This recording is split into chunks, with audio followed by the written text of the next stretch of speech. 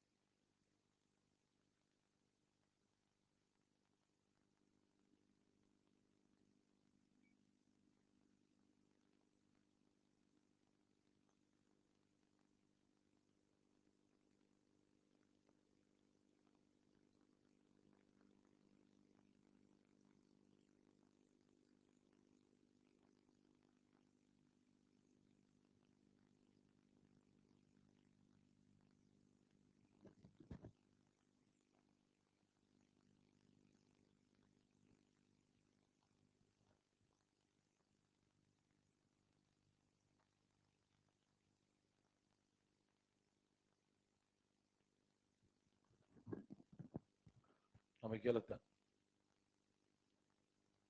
Answer बताओ। ये बहुत बढ़िया सवाल है, सवाल की तारीफ में कुछ कहना चाहूँगा।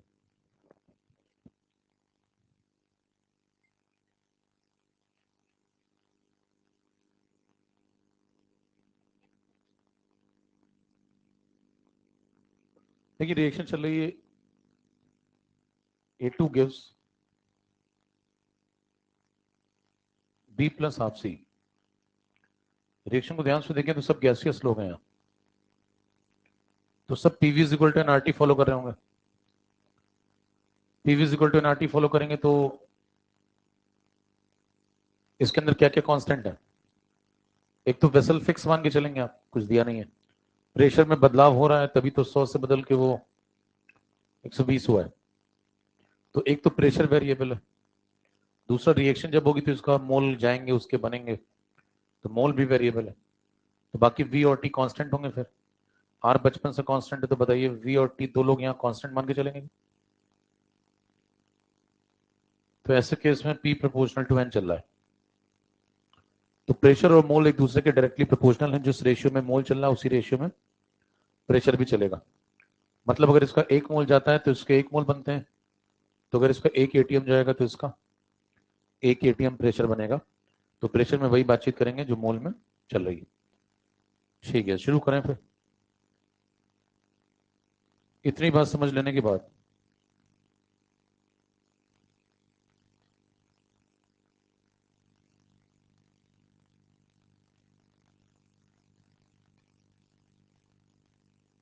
T इज इक्वल टू 0 पे जो प्रेशर आपको कंटेनर में दिया हुआ है, चेक करिए वो किसका होगा। फिर रिएक्टेंट का होगा, क्योंकि मोल स्टार्टिंग में रिएक्टेंट नहीं थे, प्रोडक्ट के मोल तो अभी बने भी नहीं है। बाद में जो 120 हो गया है वो किसका प्रेशर है, सबका मिला के। अब कई लोग इसमें गलती क्या करते हैं, इन दोनों में गैप निकाल लेते हैं, कहते हैं 100 120 अंतर आया 20, 20 का डिफरेंस हो गया, कह रहे 5 डिवाइड कर दो, कह रहे रफ्तार 4 आ गई क्या, सामने दिख ही रहा था, कह रहे कमाल ही हो गया, मैं और मेरा तेज दिमाग दोनों कहाँ जाए। समझ रहे हैं? क्या समस्या है ये करने में जो अभी आपने किया, इसमें कुछ गलती है क्या। इसमें गलती ये है कि जो 120 आपने लिया है वो किसका प्रेशर है, पूरी वेसल का है। आपको डिसअपीयरेंस किसका चाहिए, सिर्फ A2 का। तो आपका पूरा डेटा किस पे फोकस होना चाहिए, जबकि आप पूरी वेसल पे फोकस कर रहे हैं। तो डेटा A2 का निकालना होगा, A2 का निकालने के लिए डेटा आपको यहाँ आना होगा। पता है जब आप स्टार्टिंग में आते हैं यहाँ पे तो इसका खुद का प्रेशर कितना है, 100 mm, ये शून्य ये शून्य, पी प्रोपोर्शनल टू एन चल रहा है। कुछ समय बाद जब आप 5 मिनट 6 मिनट जो भी वो दे रखा है समय देखेंगे तो ये 100 में से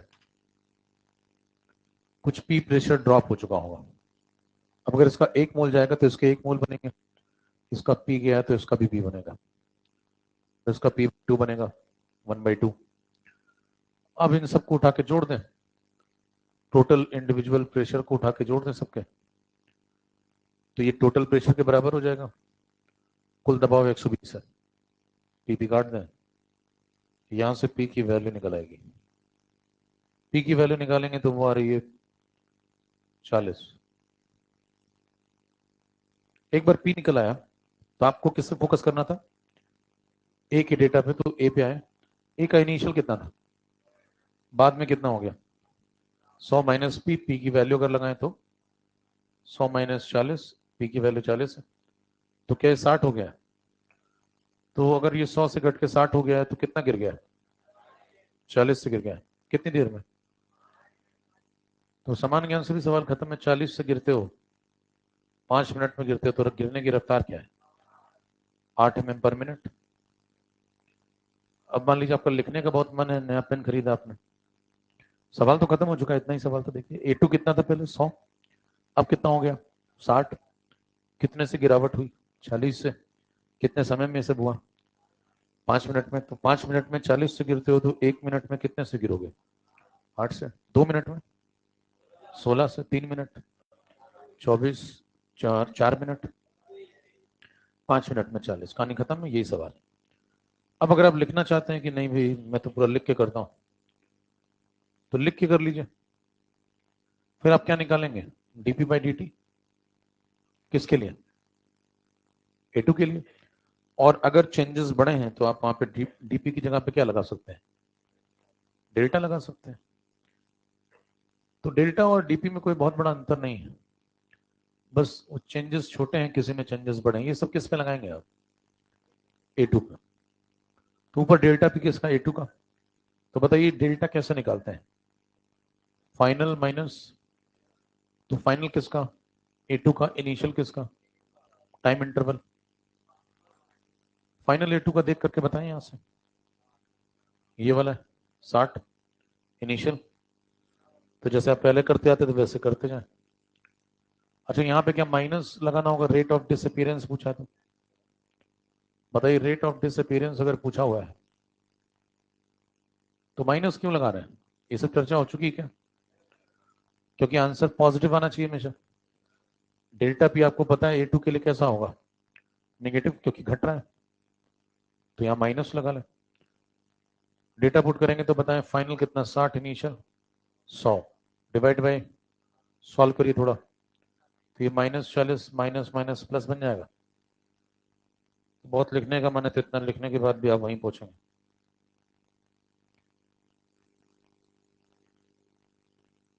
तो ये उनके लिए था जिनको पढ़ने के साथ लिखने का भी शौक है। दोनों शौक एक साथ पूरे करिए, नोट करते जाइए दोनों में से। लेकिन सिलेक्शन दोनों में से किसी का नहीं होता है, ना वो पहले वालों का ना इनका। प्रश्न है सिलेक्शन कहां से होगा? तो पहले इसको नोट कर लें, इसको नोट करें फिर।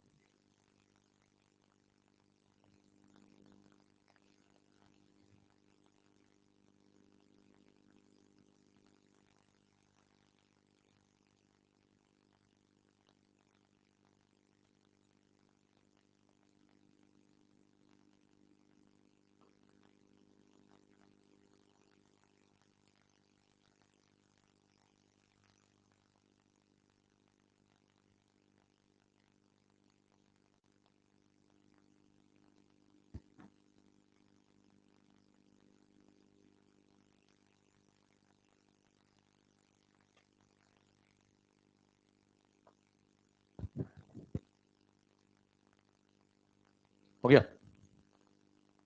चले अगली पे।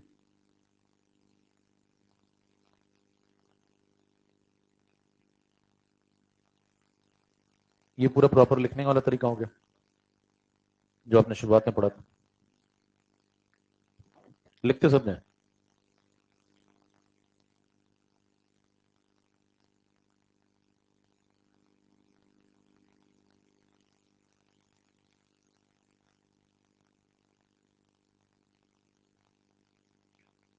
तीसरे पे आइए।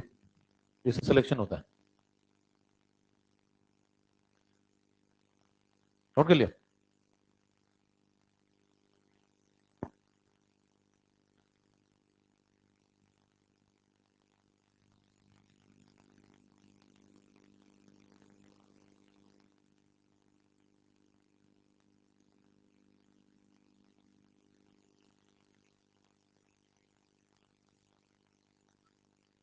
देखें अभी जी क्या कहते हैं, रिएक्शन को थोड़ा ध्यान से देखिए।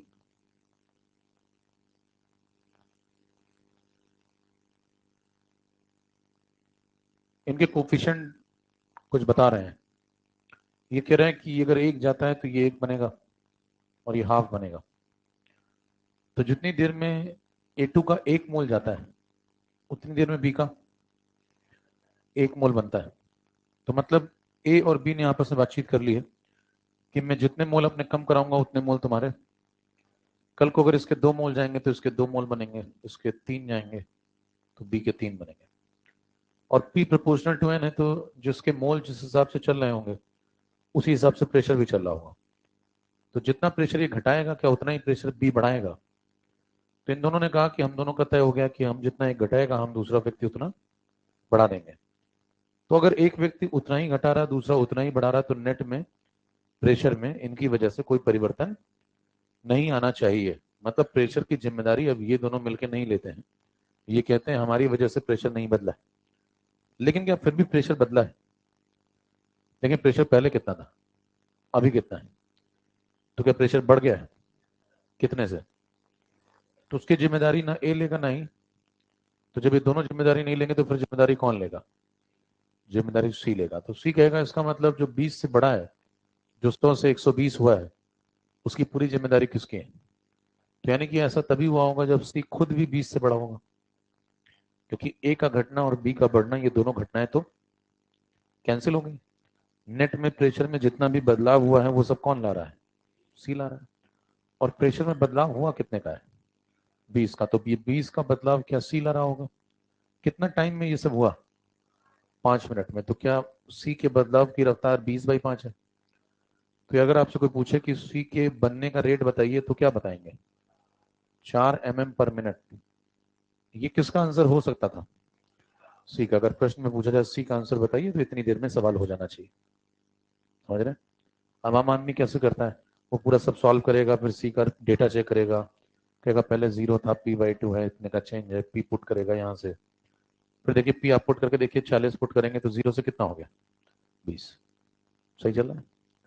तो ये सब जो कर रहा है ये सब घटना स्थल पर इतनी चीजें करने के बजाय मैंने कहा कि सिर्फ इतना करिए ना। अब बताइए पूछा किसका है? ए का पूछा है। जब ए का पूछा तो मैंने क्या कहा कि अगर इसकी रफ्तार आधी है तो इसकी रफ्तार एक होगी। अगर सी की रफ्तार आधी है तो क्या ए की रफ्तार एक होगी? तो इसकी आधी तो उसकी एक, इसकी एक तो उसकी, तो इसकी 4 तो उसकी। रेशियो ही तो है। तो बताइए उसका आंसर आ चुका है 8 mm/मिनट। ये आंसर खींचे। यहां सिलेक्शन होता है। लेकिन यहां तक पहुंचना कठिन है स्वाभाविक तौर पे। अभी तो आप सुन रहे हैं, आपको समझ में आ रहा है, हो गया। स्वयं से यहाँ पे पहुंचना मुश्किल। स्वयं से समझ रहे हैं? मतलब आप खुद से सवाल लगा रहे हैं, दबाव की परिस्थिति हो और आप यहाँ पहुंच जाए तो ये मोक्ष है। शून्य। यहाँ कोई नहीं है, सिर्फ आप होंगे। समझ रहे हैं? बाकी सारी भीड़ कहाँ होगी? बाकी सारी भीड़ यहाँ घूम रही होगी, कह रहे बहुत दुख है दुनिया में। देखिए, तो आपको तरीके बदलने होंगे, नहीं तो भीड़ आपको अपना हिस्सा बनाने को तैयार है।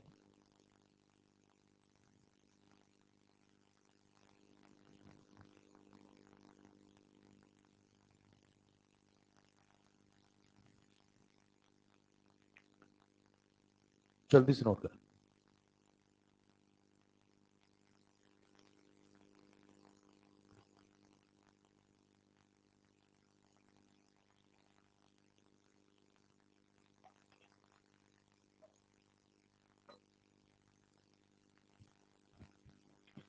समझ गए? समझ गए तो नोट करने का इतना कुछ है नहीं इसमें। समझना ज्यादा इंपॉर्टेंट। चले भाई, और समझ नहीं पाए तो कितना भी नोट कर लीजिए, कोई फर्क नहीं पड़ता।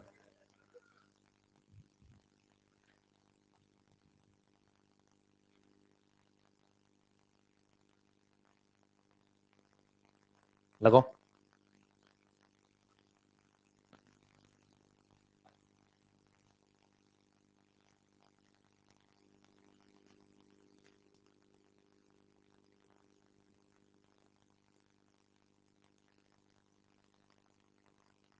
ये तो पहली क्लास में है।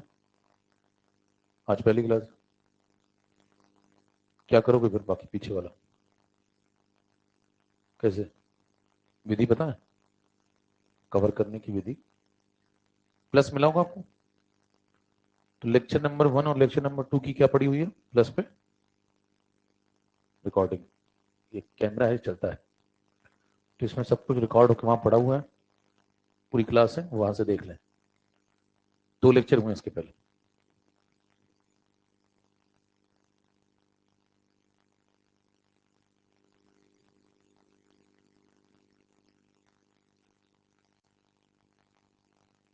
बताओ भैया आंसर। पहला, दूसरा, तीसरा, चौथा। क्या भी सवाल नोट कर रहा हूं।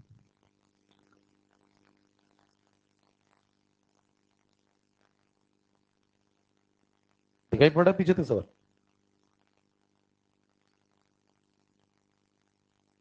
चलो इसमें ये बताओ सबसे पहली बात, एवरेज रेट पूछा है, तो किसका एवरेज रेट बताओगे? ए का बताओगे या रिएक्शन का बताओगे या प्रोडक्ट का बताओगे? भाई 3 लोग हैं ना, 3 ही की बात हो सकती है। या तो ए का पूछा होगा, रिएक्टेंट किस रफ्तार से खत्म हो रहा है उसका डिसअपियरेंस बता सकते हैं, प्रोडक्ट का अपीयरेंस बता सकते हैं, और रेट ऑफ रिएक्शन क्या बताएंगे? Rate of reaction. तो यहां पे एक पॉइंट ऐड करें कि अगर क्वेश्चन में ये मेंशन ना हो कि वो रिएक्टेंट का डेटा पूछ रहा है या फिर प्रोडक्ट का, तो आप किसका डेटा बताएंगे उसको? रेट ऑफ रिएक्शन बताएंगे। लिखें, लिख लें इस बात। क्वेश्चन में अगर किसी रिएक्टेंट या प्रोडक्ट के बारे में कोई जिक्र ना हो तो रेट ऑफ रिएक्शन बता के आ जाइए। रेट ऑफ रिएक्शन जब बताएंगे तो बताइए वो पर एंटिटी बताया जाता है। ये सब चर्चा हो चुकी क्या? अरे हुई थी ना अभी पिछली क्लास। तो बताएं, एवरेज रेट ऑफ रिएक्शन को 2 तरीकों से लिख सकते हैं, एक ए के रिस्पेक्ट में और एक, लेकिन अभी हम किसके रिस्पेक्ट में लिखना चाहेंगे? ए के रिस्पेक्ट में। क्यों? क्योंकि डेटा में किसका पता है? ए का। तो क्या ये लिखा जाएगा? 2 से डिवाइड क्यों किया, समझ में आ रही बात? क्योंकि पर एंटिटी पे डिफाइन करते हैं, रेट ऑफ रिएक्शन को बता चुके हैं। सॉल्व करें। डेल्टा ए को क्या लिखेंगे? A final minus A initial. नीचे डेल्टा टी कितना है देखो आप, 10 मिनट। ए फाइनल की वैल्यू बताओ, ये ए इनिशियल, तो पुट करो यहाँ 0.4 माइनस 0.5 डिवाइड बाई 10। सॉल्व करो थोड़ा, ये देखो बन जाएगा -0.1, माइनस माइनस प्लस 0.1, तो plus 0.1 divide by 2 divide by 10, ये बन गया 0.01। बाई 2 करोगे तो कितना हो जाएगा? 0.005। यूनिट हमेशा एक ही रहेगी, मोलैरिटी पर टाइम। टाइम किसमें है? तो मोलैरिटी पर मिनट। ठीक है, तो आपको ये समझ में आना चाहिए कि जब क्वेश्चन में ये ना मेंशन हो कि वो रिएक्टेंट का पूछ रहा है या प्रोडक्ट का, तो आपको रेट ऑफ रिएक्शन बताना है, मतलब पर एंटिटी पे सॉल्व करना है।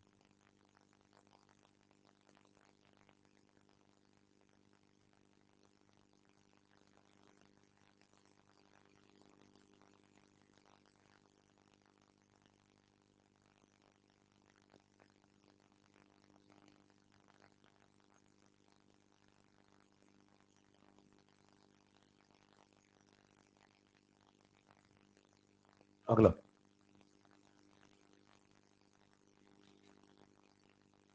सवाल नोट करें पहले।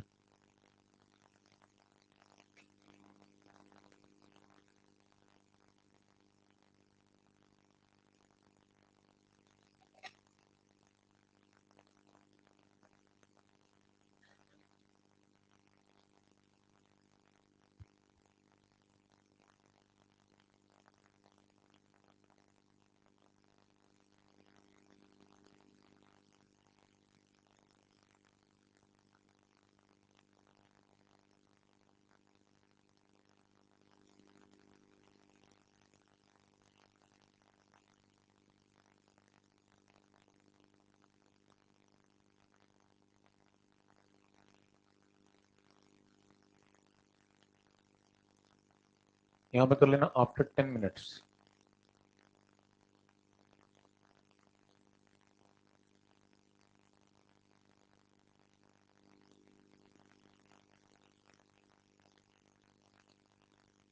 बताएं भैया,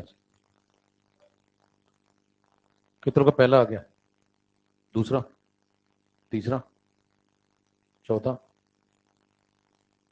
बाकी लोग क्या निकले, पांचवा, यानी बस नोट्स तैयार हो जाए, बाकी सब तो ठीक है।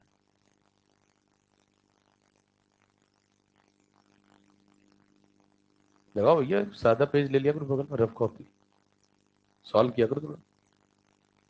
पता है इस सवाल में और पिछले सवाल में कुछ अंतर समझ में आ रहा है? क्या अंतर बताओ? इस बार आपको rate of production of NO2 पूछा हुआ है, बराबर, यानी कि किसी एक सब्सटेंस का पूछा है या रेट ऑफ रिएक्शन पूछा है? किसी सब्सटेंस का पूछा है। पिछला प्रश्न जो था उसमें नाम ही नहीं था किसी का, इसलिए मैंने रेट ऑफ रिएक्शन बताया था। समझ गए फर्क क्या? तो बताएंगे आप इस बार क्या, रेट ऑफ फॉर्मेशन, प्रोडक्शन बोल रहे हैं, फॉर्मेशन या अपीयरेंस सब एक ही बात है। तो फॉर्मेशन लिखा जाए या प्रोडक्शन लिखा जाए या अपीयरेंस लिखा जाए, सब एक ही बात है। किसका बताना है? NO2 का। छोटा सा चेंज चेक करिए, 6 × 10⁻³ हो जाता है 10 मिनट बाद, तो शुरुआत में 0 रहा होगा इसका, तो यहां पे आप लिख सकते हैं dc/dt। अच्छा, रिएक्टेंट या प्रोडक्ट है तो प्लस लगाएंगे, 2 डिवाइड कर दें क्या, तो उसका जो कोफिशिएंट 2 है ये डिवाइड कर दें क्या? तो इस बार डिवाइड नहीं करना है, क्योंकि हम क्या बता रहे हैं, अपीयरेंस डिसअपीयरेंस में डिवाइड नहीं करते, कारण पिछली क्लास में बताया हुआ है, जिसकी छुट्टी हो पिछली क्लास को सुने, उसमें विस्तृत चर्चा है। अब देखिए ये बात जब आपको समझ में आ जाती है तो फिर आप आगे बढ़ जाइए। परिवर्तन कितना हुआ है, 6 × 10⁻³ हो जाता है, पहले कितना था, 0, तो ये चेंज है। टाइम बताएं, डिवाइड करते हैं, सॉल्व करें, खत्म है सवाल, तो सॉल्व करना ही नहीं था। यूनिट हमेशा एक जैसी रहती है, मोलैरिटी पर टाइम, टाइम बताएं, तो मोलैरिटी पर मिनट। रेट का आंसर हमेशा कैसा होगा, पॉजिटिव। क्लियर?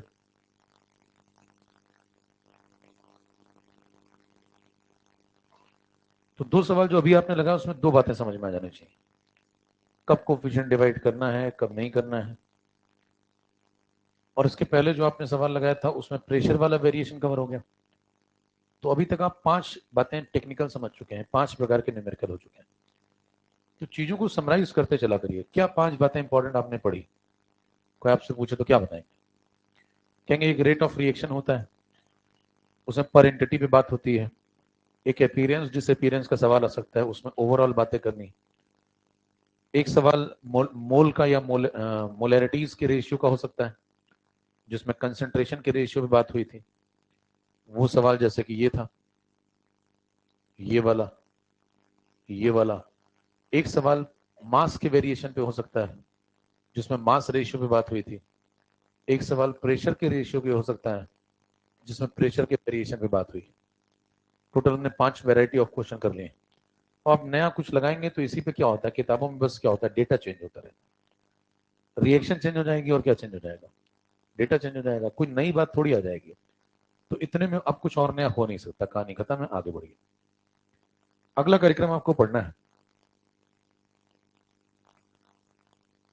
मॉलिक्यूलैरिटी क्या होती है,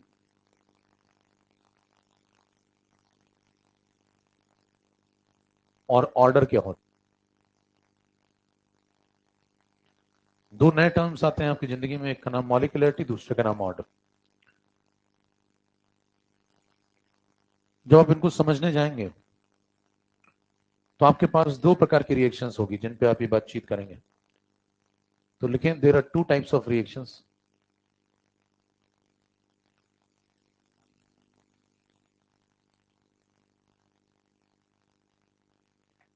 पहली रिएक्शन को बोलते हैं सिंपल रिएक्शन या सिंगल स्टेप रिएक्शन, और फिर एलिमेंट्री रिएक्शन।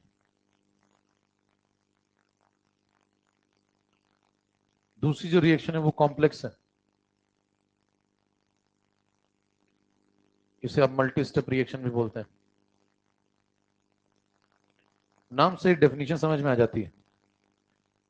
देखिए जो एलिमेंट्री होती है उसमें सिर्फ एक ही स्टेप होगा, एक ही स्टेप होगा तो उसे क्या बोलेंगे आप? सिंगल स्टेप, सिंपल, सामान्य reaction.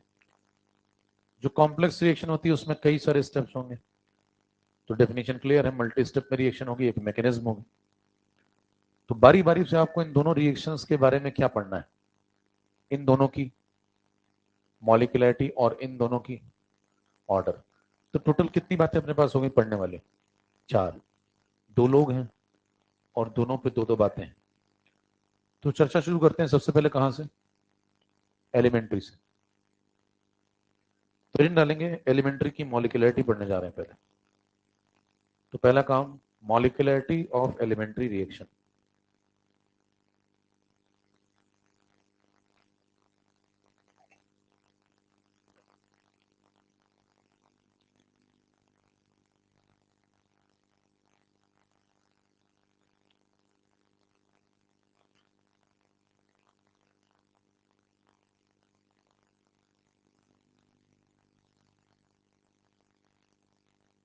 Molecularity of elementary reaction परिभाषा लिखें।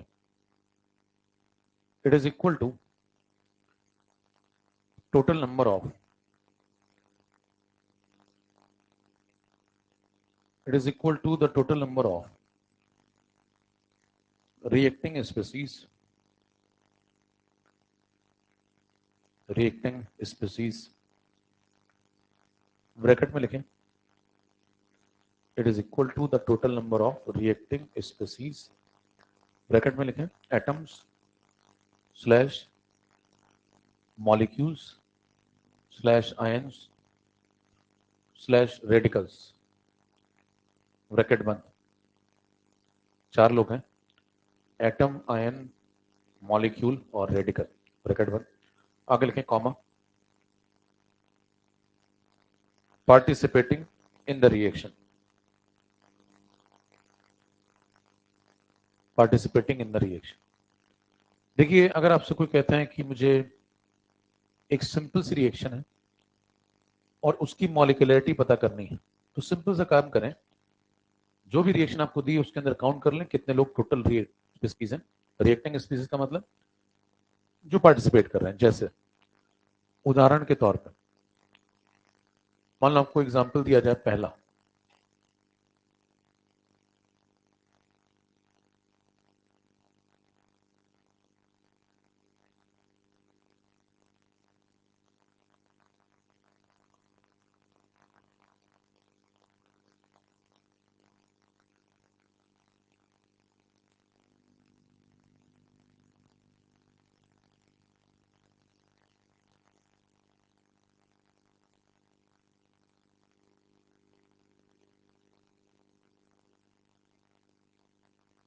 चेक करें। अब ये रिएक्शन से मान लें 3, example number 1, example number 2, example number 3। Question में मान लो आपको लिख दिया कि तीनों एलिमेंट्री, ये तीनों के तीनों कैसे स्टेप्स हैं, ये तीनों एलिमेंट्री ऐसा गिवन है, कोई मैकेनिज्म नहीं है इनकी, एक स्टेप में रिएक्शन खत्म हो रही है, आपको इनकी मॉलिक्यूलरिटी बतानी है तीनों की। क्या बताएंगे? काउंटिंग करेंगे कितने लोग पार्टिसिपेट कर रहे हैं। यहाँ कितने लोग पार्टिसिपेट कर रहे हैं? एक मॉलिक्यूल है, यहाँ 1+1 2 मॉलिक्यूल है, यहाँ 2+1 3 है, तो यहाँ पे मॉलिक्यूलरिटी यहाँ 2 है और यहाँ। सिंपल आपने डेफिनेशन क्या फॉलो की, जितने रिएक्टिंग स्पीसीज थे वही एलिमेंट्री। पहले वाले को नाम क्या देंगे? इसको बोलेंगे यूनिमॉलिक्यूलर रिएक्शन। तो पहली वाली की मॉलिक्यूलरिटी 1 है, वो यूनिमॉलिक्यूलर। दूसरी वाली बाई मॉलिक्यूलर, तीसरी वाली जो है वो ट्राई मॉलिक्यूलर, ट्राई मॉलिक्यूलर का दूसरा नाम है टर मॉलिक्यूलर। तो दोनों नाम में से कुछ भी लिखा जाए एक ही बात है। तो हमने 1 2 3 मॉलिक्यूलरिटी निकाल ली, फिर नोट करते जाए।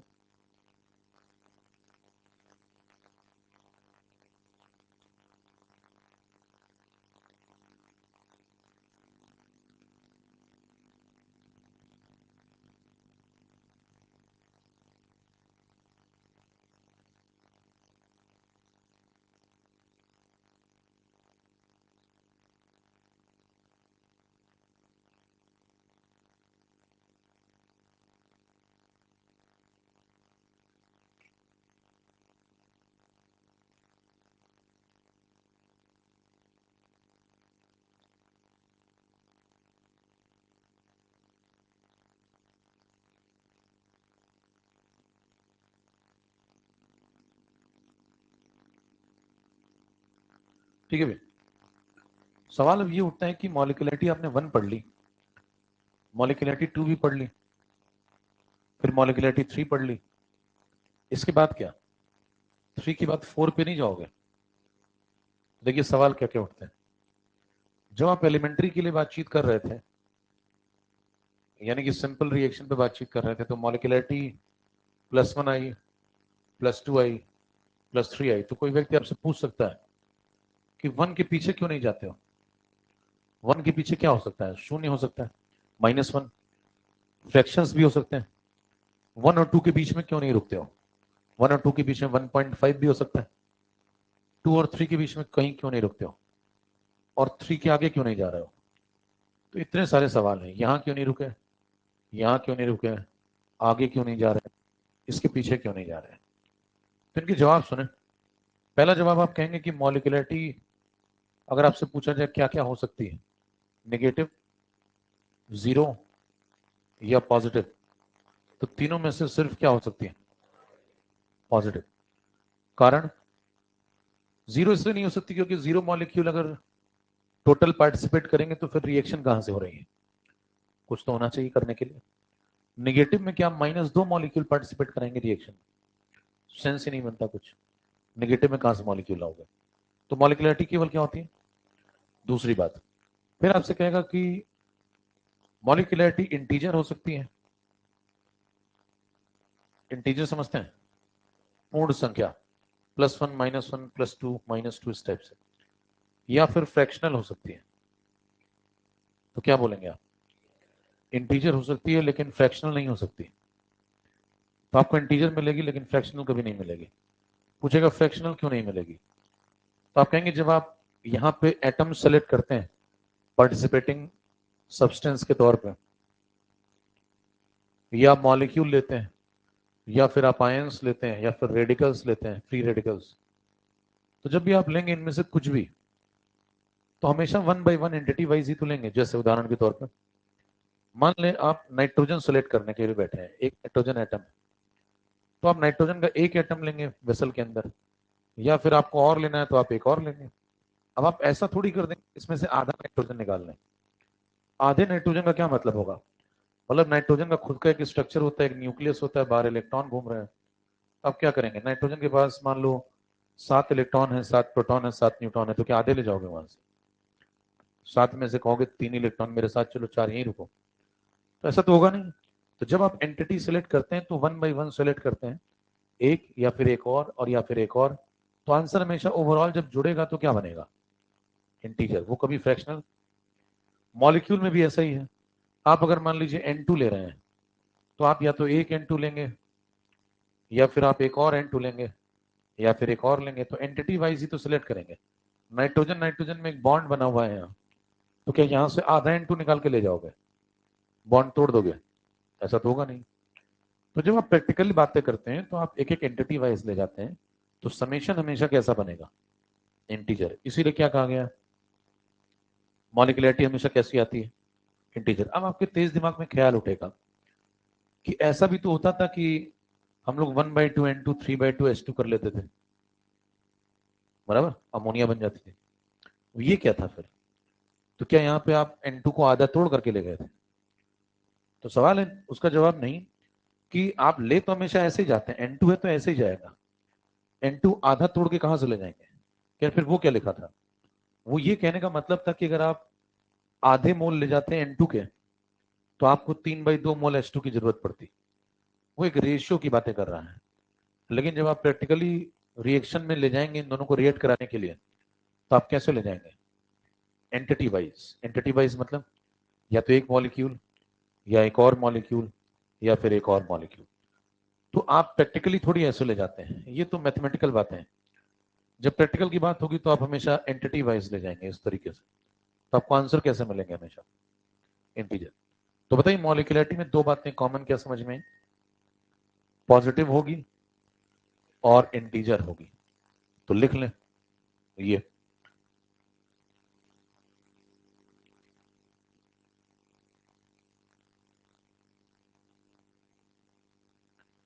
पॉजिटिव होगी और इंटीजर होगी। तो एक लाइन लिख लें, molecularity will be a positive integer only.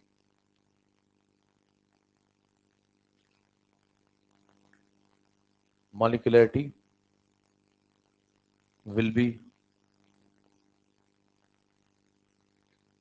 a positive integer only.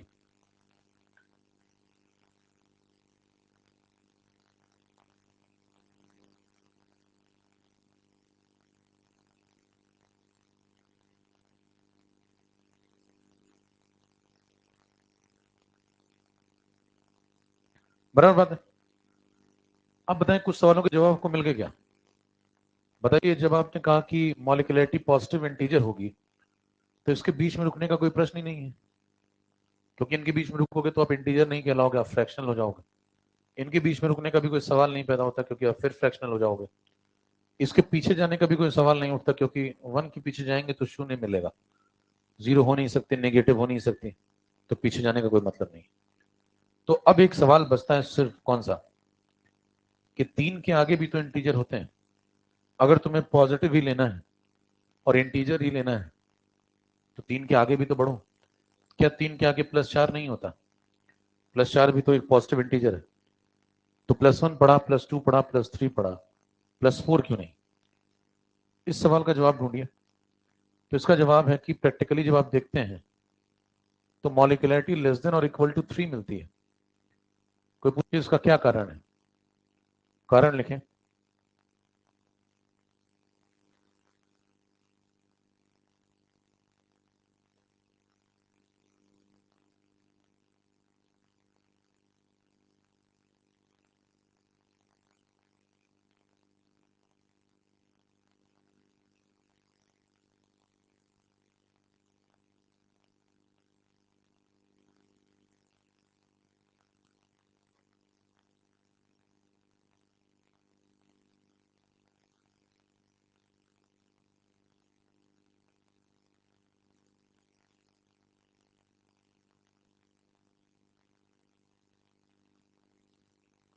क्या कह रहा है, पढ़े। कह रहा है कि जो प्रोबेबिलिटी होती है किस चीज की?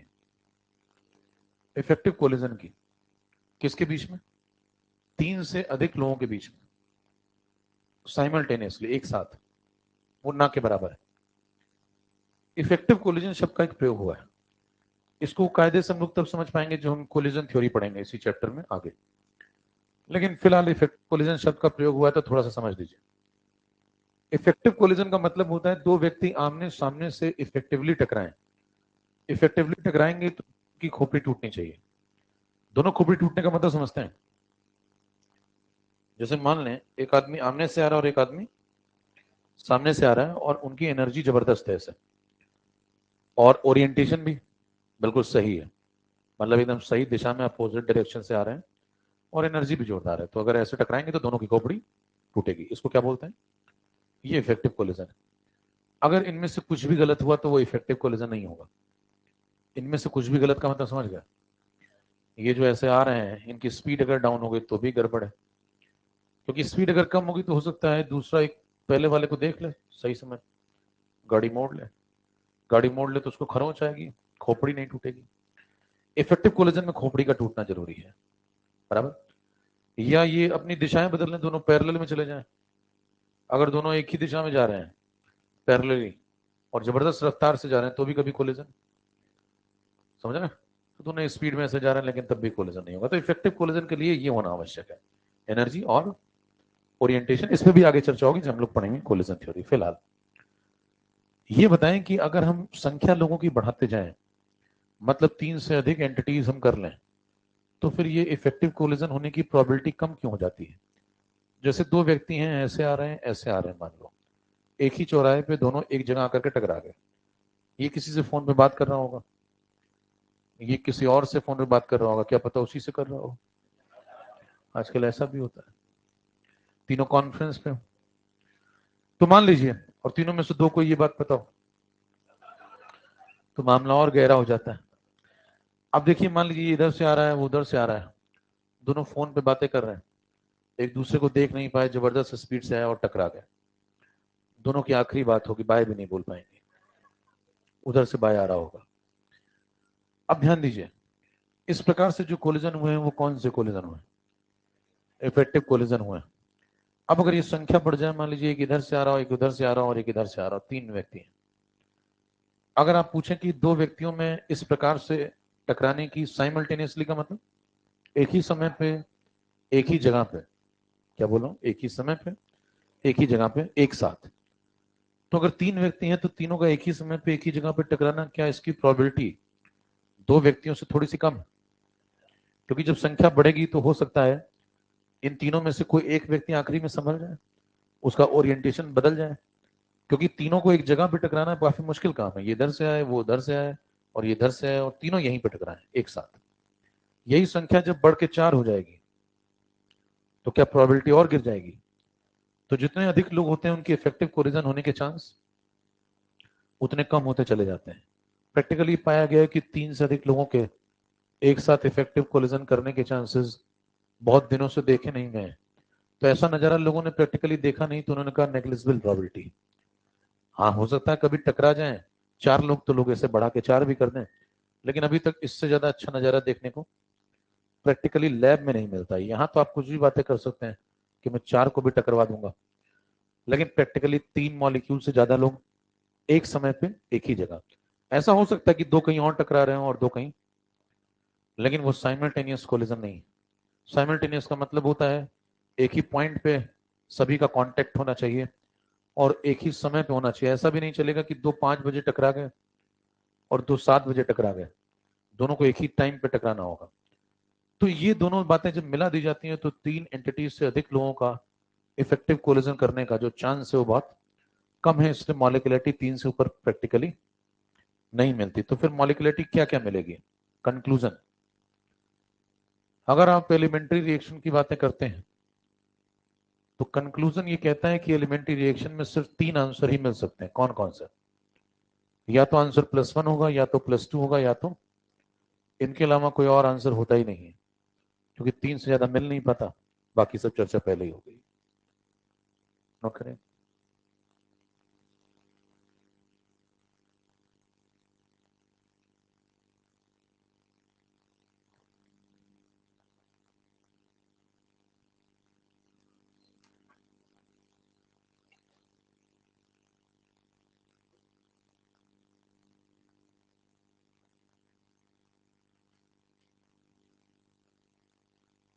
चले।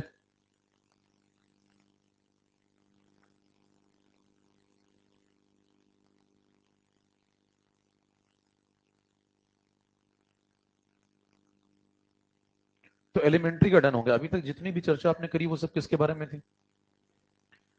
अब हम चर्चा को किसके ऊपर ले जाने जा रहे हैं? क्योंकि हमें 4 बातें पढ़नी थी। अभी 4 में से आपने कितनी पढ़ी? 4 में से सिर्फ एक पढ़ी है। इन दोनों के बारे में 2 2 बातें पढ़नी थी। तो अभी आपने इसकी मॉलिक्युलरिटी पढ़ी, अब आप किसकी मॉलिक्युलरिटी पढ़ेंगे? अब कॉम्प्लेक्स पे आइए।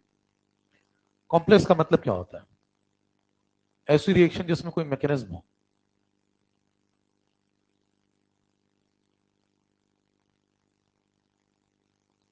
Multi step reaction.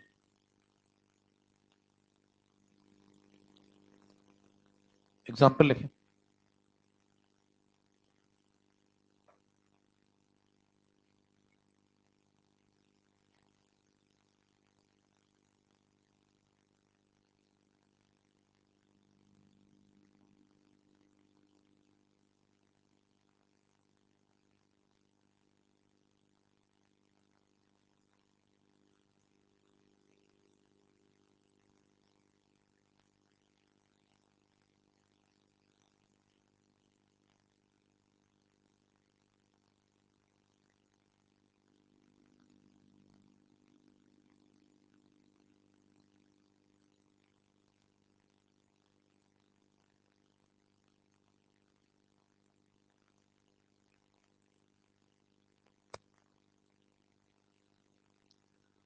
अब ध्यान से जरा चारों को देखें।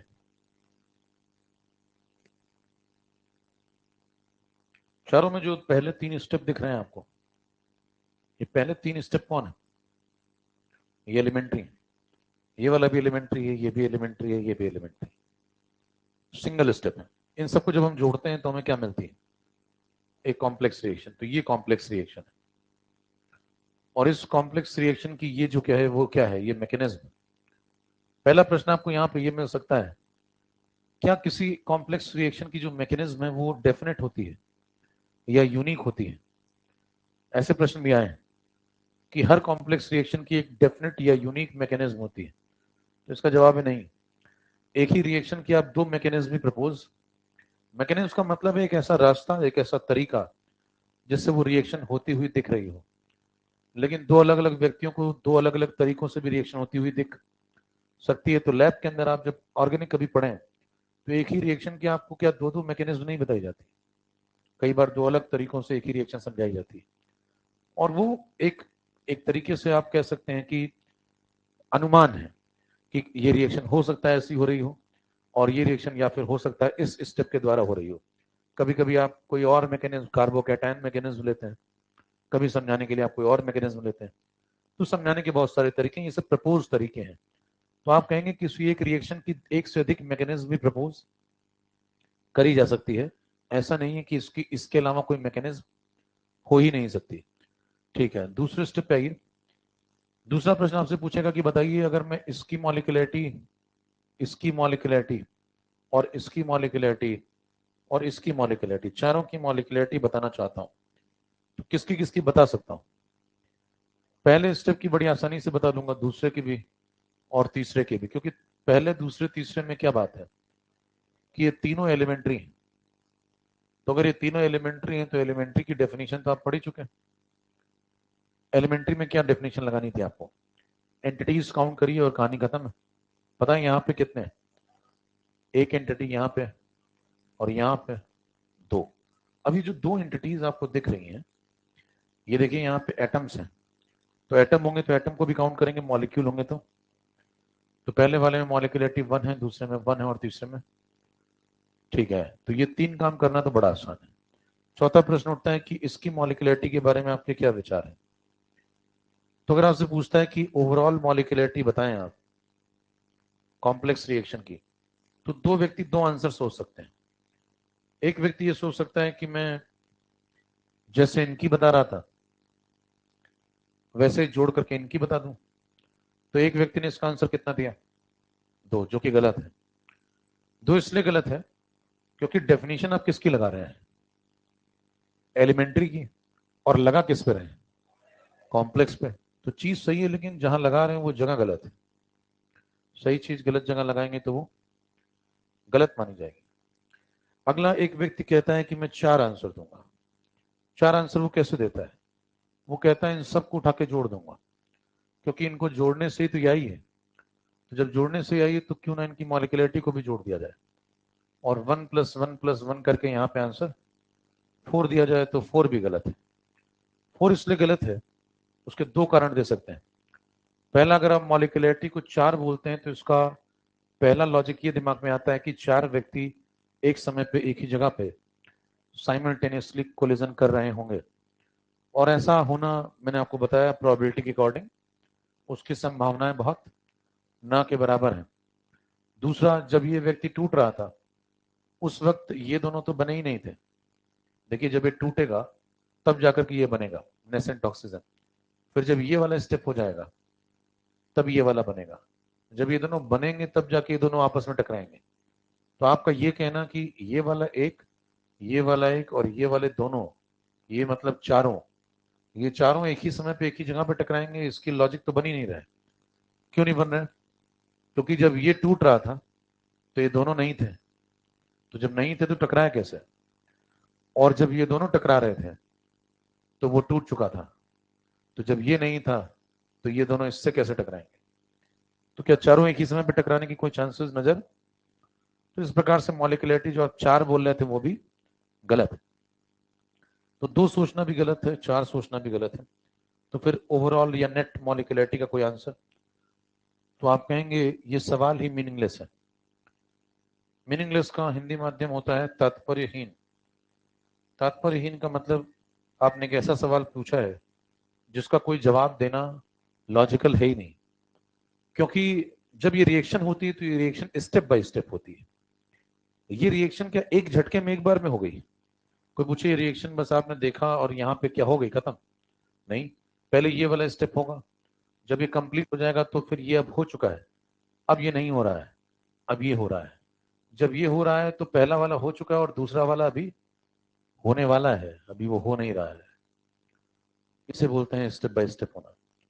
जब तीसरा वाला स्टेप होगा तो तीसरा वाला जिस समय हो रहा है उस समय पहला और दूसरा हो चुके हैं, मतलब अब वो नहीं हो रहे हैं, अभी सिर्फ तीसरा है।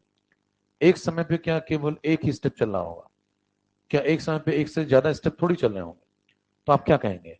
अगर इस स्टेप के होते समय, जिस समय ये स्टेप चल रहा था, उस समय कोई आपसे पूछे मॉलिक्यूलरिटी कितनी है, तो आप क्या कहेंगे? 1 है, क्योंकि ये पार्टिसिपेट कर रहा था और बाकी सब तो शांत बैठे थे। जब ये हो गया होगा तो अब इसकी चर्चा करना व्यर्थ है, क्योंकि ये खत्म हो चुका है, अब ये स्टेप चल रहा है। इस स्टेप के अकॉर्डिंग भी उस समय मॉलिक्यूलरिटी 1 है। फिर जब ये भी हो चुका है तो इसकी भी चर्चा और इसकी भी चर्चा करना बेकार है।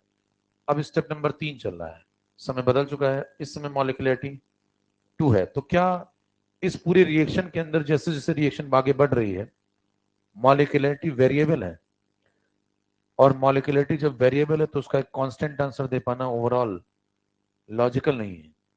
क्या बोलेंगे? जब समय के साथ मॉलिक्यूलरिटी बदल रही है तो हर समय पे अलग अलग मॉलिक्यूलरिटी का आंसर दिया जा सकता है।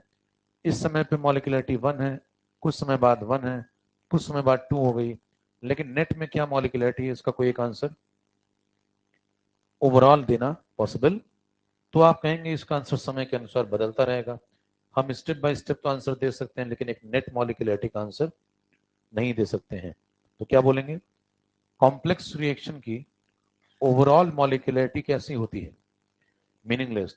कोई पूछे इसका कारण एक लाइन में समझाएं, तो आप कहेंगे complex reaction step by step होती है, हर स्टेप की मॉलिक्यूलरिटी अलग अलग होती है, हर स्टेप अलग अलग समय पे हो रहा होता है, यानी कि उसकी मॉलिक्यूलरिटी वेरिएबल है समय के अनुसार। तो अगर आप मुझसे एक निश्चित समय पर सवाल पूछेंगे तब तो मैं बता दूंगा, लेकिन अगर आप मुझे पूछें कि सब सारा कुछ खत्म हो गया, रिएक्शन समाप्त हो गई, तो मॉलिक्यूलरिटी क्या रही होगी, तो इसका जवाब मैं कहूंगा हर समय पे अलग अलग रही होगी।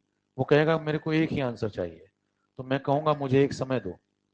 वो कहता है नहीं मेरे को ओवरऑल बताओ, तो मैं कहूंगा कोई लॉजिक नहीं, क्योंकि ओवरऑल मॉलिक्यूलरिटी डिफाइन करी जा सकती नहीं है। ठीक है, समझ में आ गई मेरे ख्याल से बात? 2 लाइनें लिखेंगे इसको सम्मान।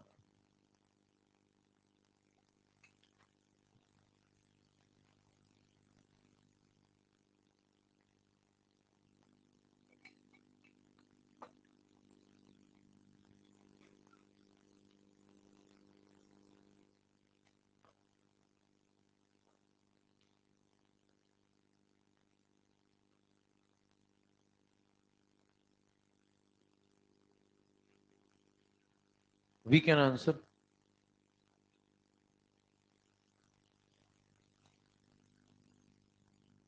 Answer the molecularity of elementary steps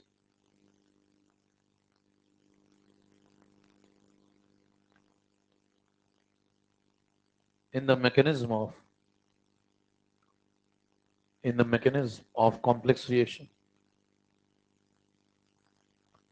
We can answer the molecularity of elementary steps in the mechanism of complex reaction. Full stop. But the overall molecularity,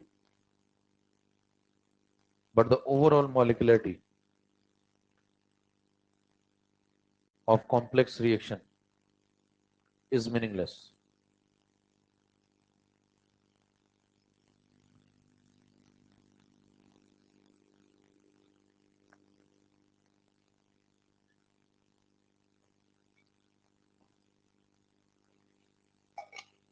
चले भी?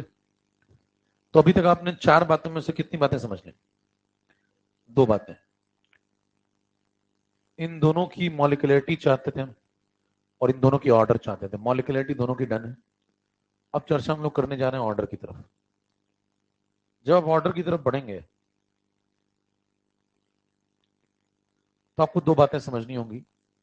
उनको समझने के लिए पहले आपको एक्टिव मास समझना होगा। एक्टिव मास क्या होता है? Molarity into activity coefficient.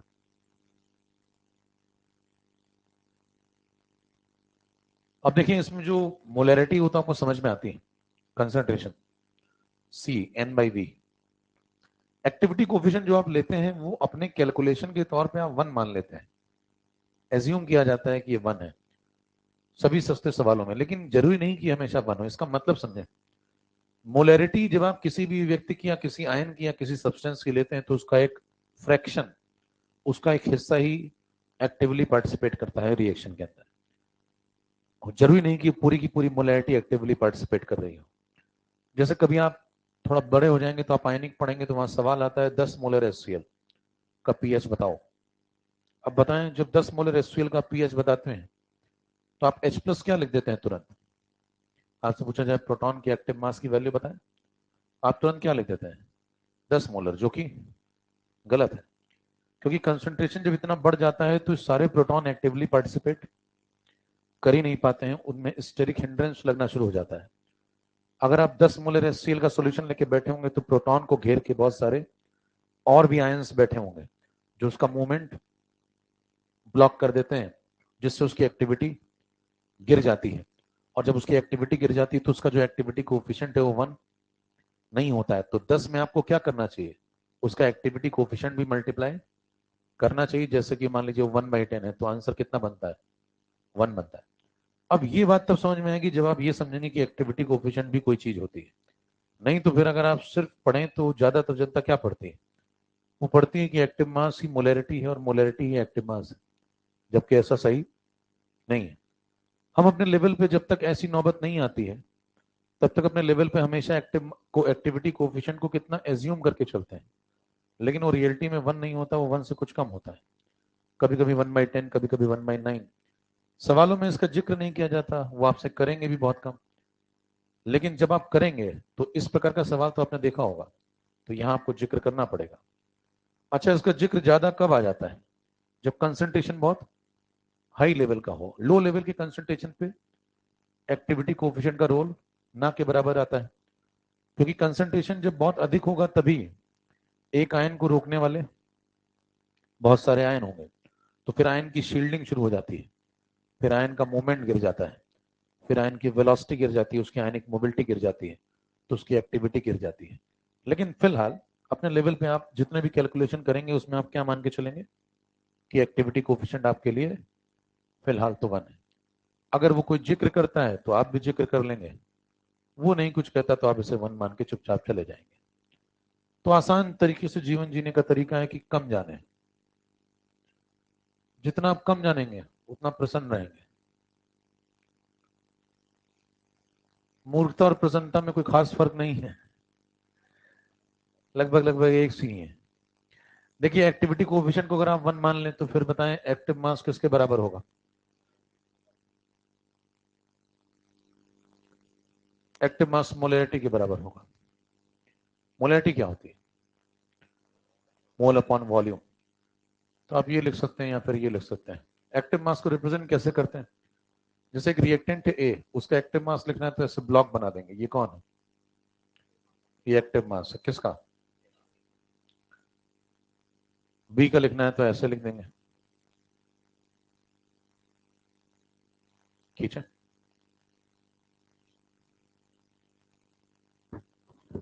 तो जब भी आपसे कोई सवाल पूछे तो आप कह देंगे एक्टिविटी कोएफिशिएंट फिलहाल 1 है और एक्टिव मास मोलैरिटी के बराबर।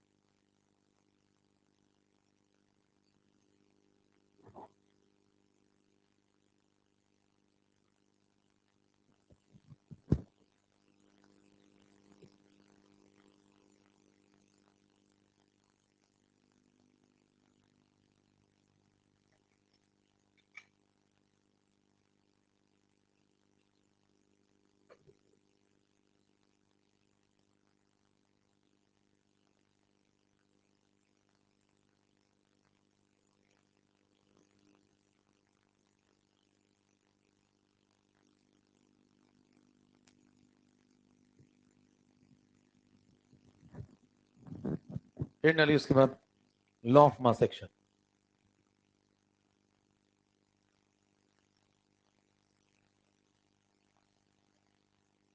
लॉ ऑफ मास एक्शन को शॉर्टकट में आप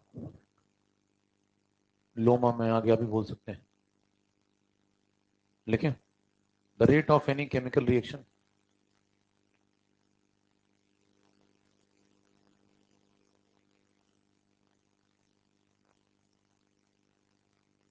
is directly proportional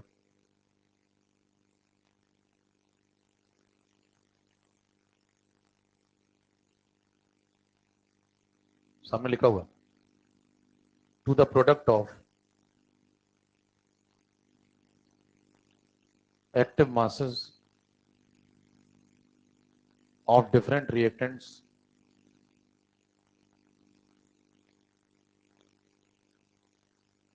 participating in the reaction।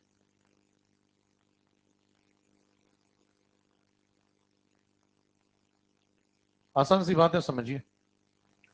इनका कहना है कि अगर कोई रिएक्शन आप लाते हैं तो उसका जो रेट होता है, रिएक्शन की रफ्तार, वो उनमें पार्टिसिपेट करने वाले जो लोग हैं, जो रिएक्टेंट्स हैं, उनके एक्टिव मासेस के मल्टीप्लिकेशन पे डिपेंड करती है।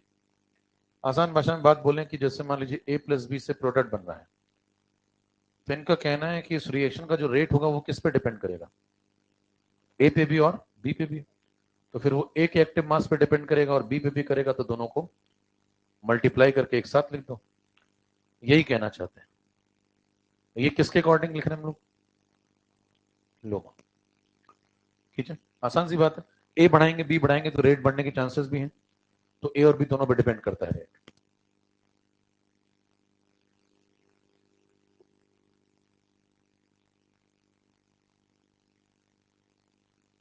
तो दोनों रिएक्टेंट के एक्टिव मास को मल्टीप्लाई कर दें, रेट उसके डायरेक्टली प्रोपोर्शनल होगा।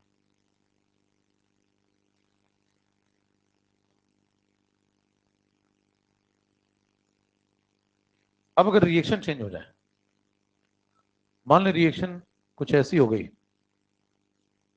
अब आप लॉ ऑफ मास एक्शन को कैसे डिफाइन करेंगे?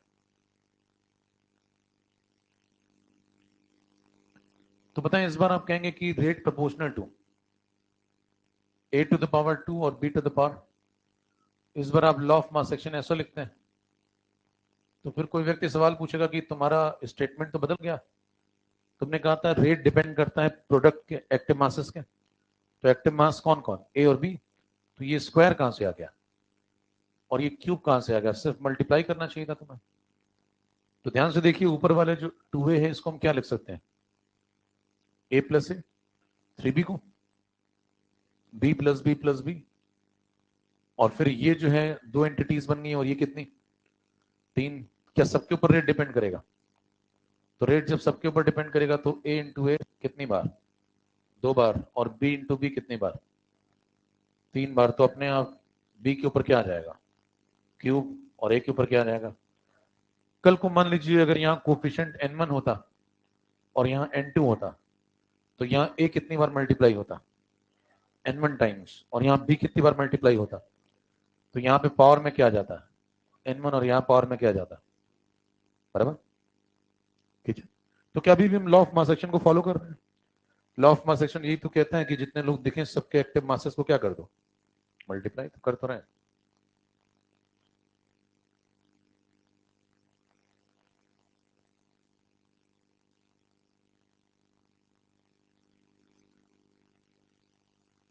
खाओ, कैसा, कब आया था?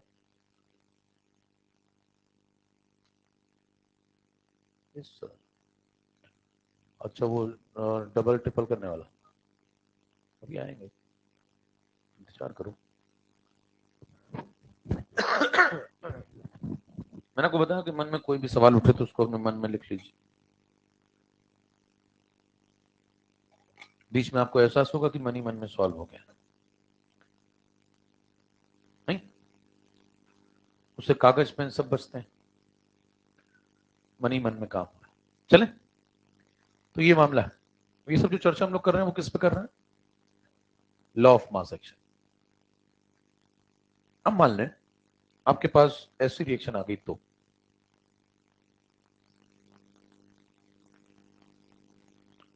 बताएं लॉ ऑफ मास एक्शन लिख लोगे इसका? क्या लिखोगे?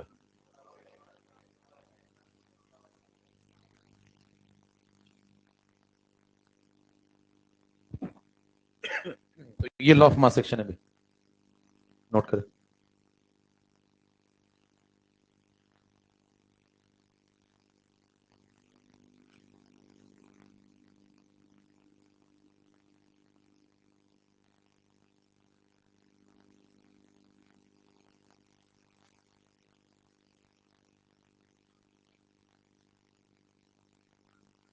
अब यहां पे एक टर्म आता है जिसका नाम है रेट लॉ। अब दोनों में अंतर समझते हैं। एक तरफ लिखेंगे लॉ ऑफ मास एक्शन और दूसरी तरफ रेट लॉ।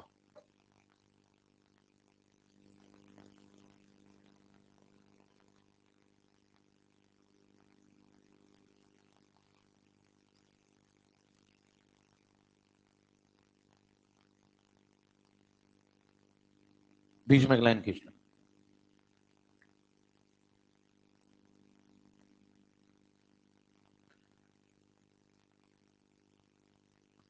मान लो उससे कहते हैं कि रिएक्शन है,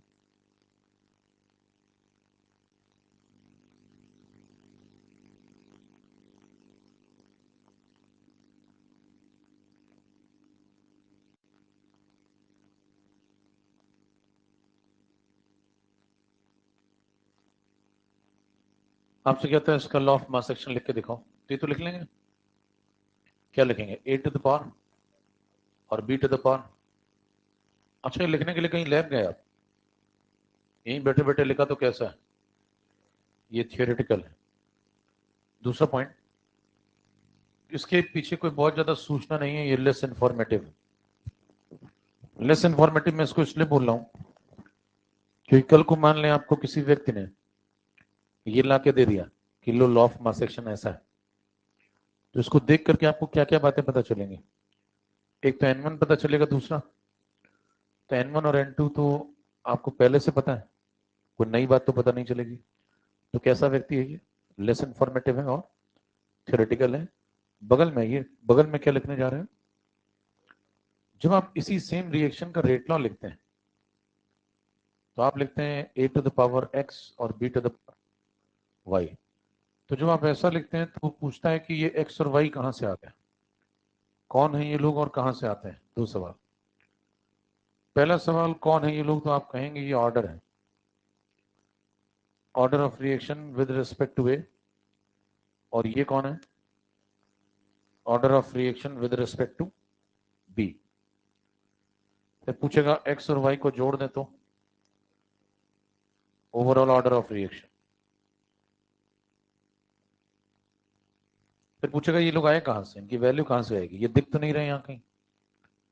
तो आप कहेंगे एक्सपेरिमेंट से आइए, लैब से आइए। एक्सपेरिमेंटल कॉन्सेप्ट है। कह रहे हैं कि इसका मतलब कभी रेट लॉ लिखना पड़ा तो क्या लैब जाना पड़ेगा सवाल लगाने के लिए? हाँ बिल्कुल, आपको लैब जाना चाहिए। अगर आप लैब नहीं जा सकते तो लैब में अपने लिए किसी को बैठा दें, ये भी एक तरीका हो सकता है, लेकिन लैब का सहारा तो लेना पड़ेगा आपको। तो लैब में क्या कर रहा होगा वो व्यक्ति जिसे आप बैठा देंगे? बात बात पर लैब थोड़ी चले जाते हैं। कल को आप मान लीजिए पेपर दे रहे हैं, सवाल आ गया रेट लॉ बताओ, तो आप लैब चले जाएंगे, कह मैं कल मिलता हूँ आपसे प्लीज, तब तक आप प्रोसीड करें। तो आप कहेंगे कि मैं टेबल मंगा लूंगा, तो वो क्या कहेगा कि चेयर कहां से मंगाओगे? तो टेबल मंगाओगे तो पूछेगा कहां से मंगाओगे टेबल? तो कहेंगे लैब में किसी को बैठा रखा है मैंने। मान लीजिए सुनील नाम का एक युवक है जो आपका कामकाज देखता है, तो ये लैब में बैठा हुआ है। आपने कहा इस रिएक्शन पे थोड़ा एक्सपेरिमेंट करना, उसने किया। फिर आपने कहा थोड़ा यहाँ डेटा भेज देना, तो उसने कुछ डेटा एसएमएस कर दिया। फिर डेटा को यहाँ बैठ करके आप डिकोड करेंगे। डिकोड करने का मतलब होता है आप उसके पैटर्न को एनालाइज करेंगे। पैटर्न एनालाइज करने का मतलब है कि इनमें जो परिवर्तन हो रहे हैं वो आपस में क्या कुछ कनेक्टेड है। और जब वो समझ लेते हैं तो आप एक्स और वाई ढूंढ सकते हैं। तो इसका मतलब एक्स वाई ढूंढने के लिए या तो आप खुद लैब जाएं और या फिर लैब से किसी व्यक्ति से डेटा मंगवाएं। लेकिन बिना लैब का सहारा लिए एक्स और वाई नहीं आ सकते। तो ये पूरी तरीके से कैसे कॉन्सेप्ट है? इनको मोर इंफॉर्मेटिव कहा जाता है। मोर इंफॉर्मेटिव इसलिए बोलते हैं क्योंकि इनके पीछे ज्यादा सूचना है। कल को अगर किसी ने आपको एक्स और वाई दे दिया ला करके, मान लीजिए किसी ने आपको रेट लॉ दे दिया, कहा कि रेट लॉ ऐसा है, मतलब उसने आपको एक्स दे दिया, उसने आपको वाई दे दिया। जब उसने आपको ये दोनों दे दिए तो इसके पीछे छिपा हुआ है तो डेटा है पूरा, क्योंकि ये दोनों आए कहां से थे? इस डेटा से। अगर ये दोनों ही पता लग जाए तो ये डेटा भी पता लग जाएगा। अब इस डेटा में से मान लीजिए सबके सब नोन है, एक व्यक्ति अननोन है, तो क्या जो अननोन है उसकी वैल्यू निकाली जा सकती है? कल को ऐसा भी सवाल आपको देखने को मिलेगा जिसमें कोई एक व्यक्ति पे प्रश्नवाचक चिन्ह लगा होगा और आपको बताना होगा कि उसकी वैल्यू क्या है। तो क्या आप रेट लॉ की मदद से इस अननोन आदमी की वैल्यू बता देंगे? इसीलिए इसको कैसा कहा जाता है? ये ज्यादा सूचनात्मक है, मोर इन्फॉर्मेटिव। पिछले वाला कैसा था? वो लेस इन्फॉर्मेटिव था। दोनों में फर्क समझिए। Law of mass action theoretical है, घर बैठे निकालते हैं, कहीं जाने की जरूरत नहीं।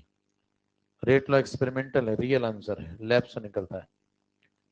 पहला वाला लेस इन्फॉर्मेटिव है, दूसरा वाला मोर इन्फॉर्मेटिव। एक्स और वाई की वैल्यू जब आप यहां डेटा से निकालेंगे तो वो क्या आएगी? तो आप कहेंगे कुछ भी आ सकती है, मुझे क्या पता। तो एक्स और वाई तो लैब से आ रहे हैं, डेटा से आ रहे हैं, तो इनकी वैल्यूज तो यहां से कुछ भी आ सकती है ना, क्योंकि तमाम रिएक्शंस होंगी तो हर रिएक्शन का अपना अलग अलग डेटा होगा। अलग अलग डेटा होगा तो अलग अलग सबकी ऑर्डर आएंगी। किसी की रैंडम कुछ आएगी, किसी की कुछ आएगी। कोई पूछे एक्स क्या हो सकता है, तो आप कहेंगे कुछ भी हो सकता है। वो पूछेगा वाई क्या हो सकता है, तो आप कहेंगे कुछ भी हो सकता है। कह रहे कुछ भी का क्या मतलब है, खुल के बताओ। तो आप कहेंगे कोई रियल नंबर हो सकता है। रियल नंबर क्या होता है? वो नंबर जो आप यूज करते हैं अपनी रोजमर्रा की जिंदगी में, वो सब रियल नंबर है जो एग्जिस्ट करते हैं। इमेजनरी नंबर जो आप पढ़ते नहीं, आयोटा आपने कभी पढ़ा नहीं होगा, मैथ्स छोड़े काफी समय हो गया होगा, तो जिससे आप नहीं रूबरू हुए वही इमेजनरी नंबर है। तो आप जो कुछ भी पढ़ते हैं, +1 - 1 +2 -2 +1/2 -1/2 0, वो सब रियल नंबर है। तो एक्स और वाई क्या हो सकते हैं? तो आप कहेंगे एनी रियल नंबर। तो वो कहेगा जब कोई भी रियल नंबर हो सकता है, तो क्या एक्स और वाई कभी ऐसा भी हो सकता है कि हम एक्स को निकालें इस डेटा से और वो मैच कर जाए किससे? N1 से। ऐसा कभी हो सकता है या फिर नहीं हो सकता इत्तेफाक से? हो सकता है, क्योंकि जब कुछ भी हो सकता है तो कुछ भी में N1 भी तो आता है। आपने बोला ना एक्स कुछ भी हो सकता है, तो कुछ भी में N1 भी तो एक चीज है। तो क्या एक्स कभी N1 भी हो सकता है? क्या इत्तेफाक से कभी वाई निकले और वाई N2 आ जाए, ऐसा हो सकता है? तो कुछ भी में N2 भी आता है तो वाई N2 भी कभी कभी हो सकता है। कभी कभी हो सकता है इसका मतलब हमेशा नहीं होगा। तो ये कहना गलत है कि एक्स हमेशा N1 से ही मैच करेगा, और ये कहना भी गलत है कि वाई हमेशा N2 से मैच करेगा, और ये कहना भी गलत है कि दोनों कभी मैच ही नहीं कर सकते। यानी कि दोनों सेम हो भी सकते हैं और सेम। इतना नोट करें।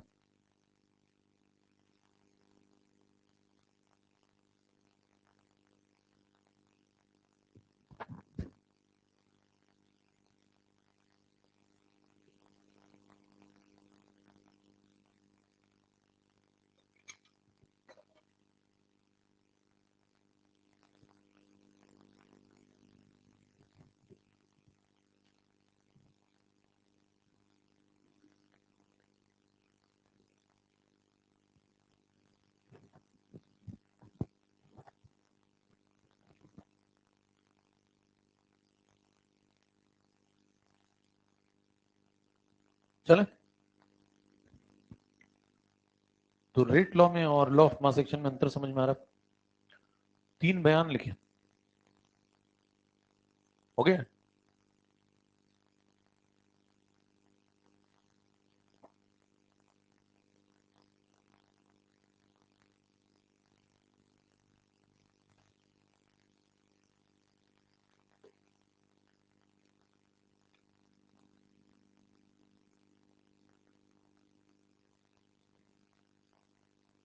लिखो भी।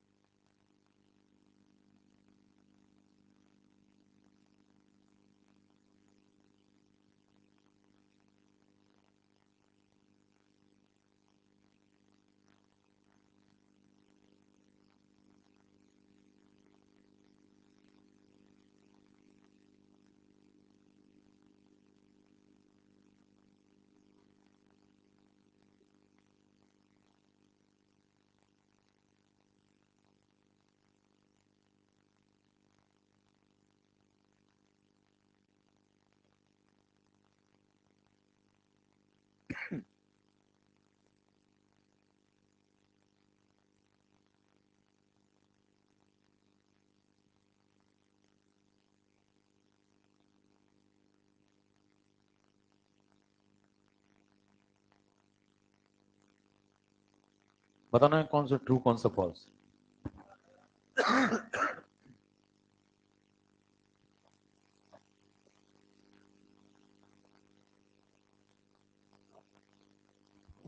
बताओ भी, पहला वाला कैसा है?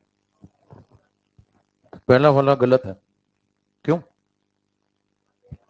कह रहा है पहले वाले में रेट लॉ हमेशा विल बी ऑलवेज सिमिलर, हमेशा सेम होगा। फॉल्स है। अगले में कह रहा है कि हमेशा डिफरेंट ही होगा। ये भी फॉल्स है। कभी कभी सेम हो सकता है, कभी कभी डिफरेंट हो सकता है। ये सही जवाब। क्लियर है मेरे? अब चैप्टर में आपको आगे क्या पढ़ना चाहिए, रेट लॉ या लॉ ऑफ मास एक्शन? क्यों? जिसके पास बताने के लिए कुछ है उसी से तो बात करेंगे। तो बताइए किसके पास बताने के लिए ज्यादा कुछ है? Rate law. Law of mass action का हो गया ना, उसने बता दिया जितना बताना था। तो इससे बात करेंगे। अब जितनी भी चर्चा इस चैप्टर में होगी वो सब किसके बारे में होगी? Rate law. ये हो गया। चलिए, अब मान लें आपके पास ये रिएक्शन है।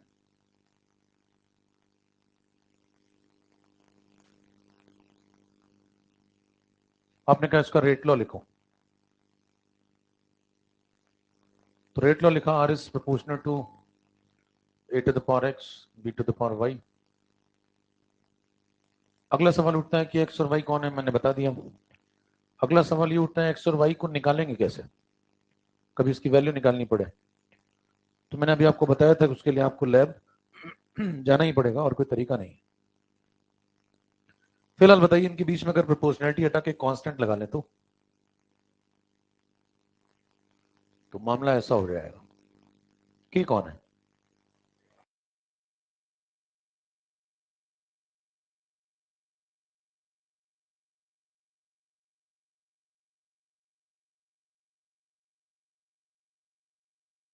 रिएक्शन रेट, ये नाम कहां से पड़ा, ये समझना होगा थोड़ा। स्पेसिफिक रिएक्शन रेट क्यों बोलते हैं इसको? क्योंकि बताएं अगर ए की वैल्यू और बी की वैल्यू दोनों को 1 1 डाल दें,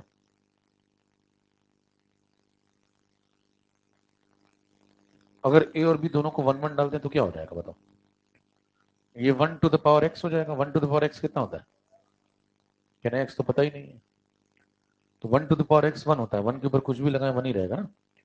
ये बन जाएगा 1 टू द पावर वाई, कितना हो जाएगा? तो बताएं तो आर किसके बराबर हो जाएगा? के बराबर। तो कोई पूछे कि के को क्या लिख सकते हैं, तो के को रेट ऑफ रिएक्शन बोल सकते हैं, लेकिन हमेशा नहीं, सिर्फ इस कंडीशन पे। ये कंडीशन कैसी है, बहुत ही चूजी है। चूजी समझते हैं, सेलेक्टिव टाइप की। तो जब आप स्पेसिफिक कंडीशन लगाते हैं तो जो के है वो रेट से मैच कर सकता है, इसीलिए इसका नाम क्या पड़ा है? ठीक है।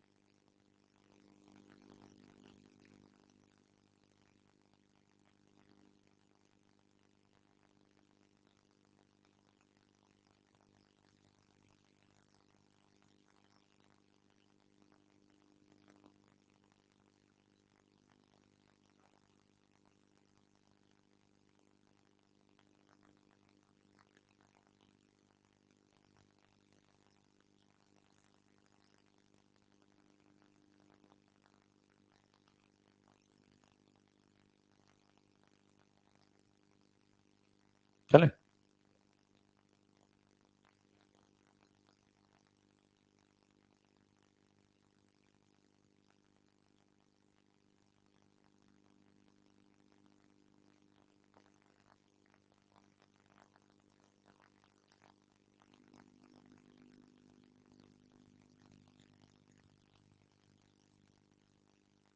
ठीक है भाई। अब अगला मुद्दा है कि एक्स और वाई को निकाला कैसे जाए।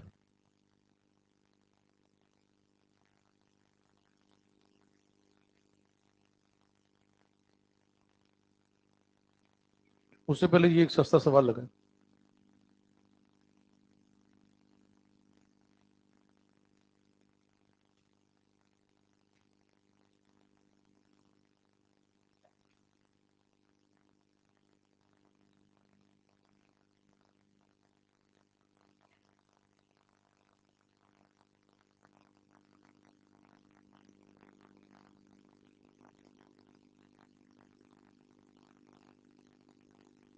कठिन लग रहा है क्या? पावर को जोड़ दें सिंपली, 1/2, 1/3, 1/4 करें। इसको फिर सॉल्व कैसे करेंगे? कितों की समस्या है ये? कह रहे बताएंगे नहीं, लेकिन समस्या तो है। एक तो एलसीएम एलसीएम ले लीजिए। अब आपसे अगर बचपन से दिक्कत है थोड़ी इसकी, तो ऐसा करिए, देखिए ऊपर नीचे इसमें इसको नीचे 12 बनाओ। 2 है तो 12 कैसे बनाओगे? 6 मल्टीप्लाई करो तो नीचे 12 ऊपर, इसको भी 12 बना लो। कैसे 12 बनेगा? 4 मल्टीप्लाई नीचे 4 ऊपर, इसको भी 12 बना लो नीचे। कैसे बनाओगे? 3 मल्टीप्लाई ऊपर 3 नीचे, खत्म हो गया। 6 4 10 3 13, 12 कॉमन आ गया नीचे से। ठीक था, नहीं तो मैं यही आंसर लिखने वाला था। हाँ भाई, ठीक है, नोट करो। हो गया?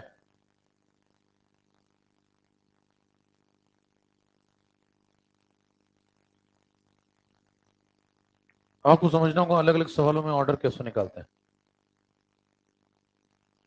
ये वाला उसकी जैसा ही कर लेंगे, सेम है। ठीक है, चलिए। अब इस प्रकार के सवाल कैसे लगाएंगे? ऐसा ही कुछ सवाल इस बार भी आया था, ये डबल और ये आधा, और है ना। अब इस प्रकार के सवाल लगाने के लिए सीखिए थोड़ा पहले। देखिए, जो रेट है वो कंसंट्रेशन के ऊपर डिपेंड करता है, कुछ इस तरीके से। तो अगर आप कंसंट्रेशन में कोई बदलाव करेंगे, इसको 2 गुना करेंगे, 3 गुना करेंगे, 4 गुना करेंगे, आधा करेंगे, 1/3 करेंगे, कुछ भी कर सकते हैं, √3 भी कर सकते हैं, आपकी इच्छा है। जितना कठिन डेटा उतना कठिन सवाल। तो आप देखेंगे कि जब आप कंसंट्रेशन में कुछ बदलाव करते हैं तो रेट में भी कुछ बदलाव होते हैं। इन दोनों चेंजेस को कनेक्ट करता है कौन? प्रोडक्ट। तो इनके चेंजेस को अगर समझ लिया जाए तो पावर अपने आप समझ में आ जाएगी। उदाहरण के तौर पे मान लें कि मैं कंसंट्रेशन को, सबसे आसान एग्जांपल, 2 गुना करता हूं। 2 गुना करने का क्या मतलब है? कंसंट्रेशन की वैल्यू 2 डाल दी मैंने? नहीं। 2 गुना करने का मतलब है कि जितनी थी उससे डबल कर दी। 0.3 थी तो 0.6 कर दी, √2 थी तो 2√2 कर दी। समझ रहे हैं? तो अगर मैं इसको 2 गुना करता हूं तो अगर रेट के ऊपर असर देखता हूं, और रेट भी 2 गुना ही होता है। 2 गुना होने का मतलब इसका भी समझ गया, इसकी कुछ वैल्यू थी x तो अब 2x हो गई। अगर ऐसा होता है तो ऐसा तभी हो सकता है जब इसके ऊपर पावर +1 लगी हो। 2 गुना होने का बिल्कुल सेम असर तभी होगा जब यहाँ पे पावर, और इससे आप जज कर लेंगे कि इसकी जो ऑर्डर है वो +1। आपको हर सवाल में यही करना होता है। ये सबसे आसान एग्जाम्पल था। कल को यहाँ पे जो 2 लिखा हुआ है ये चेंज होता रहेगा, फिर यहाँ पे जो असर पड़ेगा वो भी चेंज होता रहेगा। उसके हिसाब से जो पावर है वो भी चेंज होती रहेगी, और उसी को आपको जज करके ऑर्डर बतानी होती है। लेकिन ये डेटा इतना आसान जितना अभी दिख रहा है उतना हर बार नहीं होगा। कैसे, अभी चर्चा करते हैं, इसको नोट कर लें। लेकिन तरीका यही रहेगा। तो तरीके पे फोकस करिए, डेटा तो बदलते रहेंगे। आपको बस ये सोचना है कि कंसंट्रेशन को जितने गुना किया है वो डिजिट लिख दें, और सोचे कि उसके ऊपर क्या पावर लगाएं जिससे कि वो आंसर आ जाए जितने गुना रेट हुआ है। सोचने का तरीका समझ गए? फिर ध्यान सुन लीजिए, क्योंकि अभी सवाल जब कठिन आएगा तो आपका तरीका बिगड़ जाएगा। आपको सोचना क्या है, कंसंट्रेशन जितने गुना हुआ है उसको दिमाग में सेट कर लें। 2 गुना, 3 गुना, 2.5 गुना, जो भी लिख रहा है वो, और सोचे कि उसके ऊपर पावर में क्या लगाएं, क्वेश्चन मार्क, जिससे कि वो पूरी डिजिट ये उसके बराबर हो जाए जितने गुना रेट हुआ है। अगर आप वो डिजिट सोच लेंगे पावर में तो आपको ऑर्डर मिल जाएगी। ठीक है, टेबल बनाते हैं।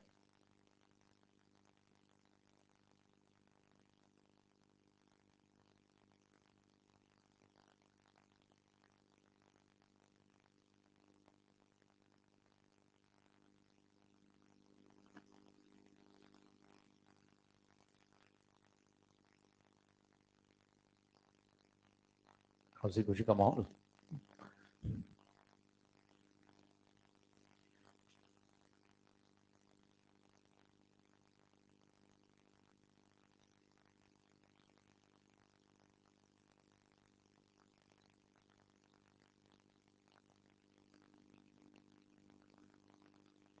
हाँ भाई, तो मान लीजिए मैं कंसंट्रेशन ऊपर क्या लिख रहा हूँ, टाइम्स। टाइम्स का मतलब अगर मैंने यहाँ लिखा सिर्फ 2, तो 2 का क्या मतलब है, कंसंट्रेशन की वैल्यू 2 टाइम्स हो गई है।